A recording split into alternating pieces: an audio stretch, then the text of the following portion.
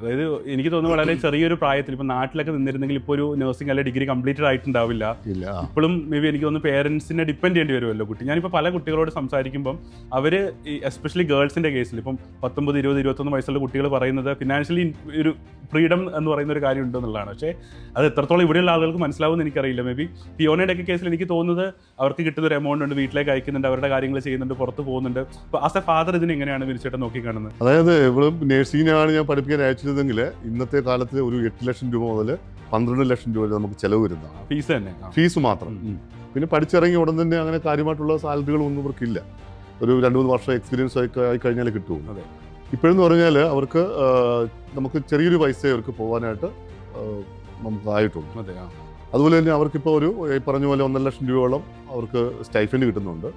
അത്യാവശ്യം നല്ലൊരു എമൗണ്ട് ഞങ്ങൾക്ക് തരുന്നുണ്ട്. അപ്പം ഞാൻ വീടൊക്കെ വെച്ചിട്ട് അതിൻ്റെ അപ്സ്റ്റെയറിൽ ഇപ്പം വീഡിയോ ചെയ്തപ്പം കുറച്ച് ലോണൊക്കെ എടുത്തിരുന്നു. അത് മോളാണ് ആ ലോണൊക്കെ അടയ്ക്കുന്നത്. അപ്പം അങ്ങനെ ഞങ്ങൾ പ്രൗഡാണ്.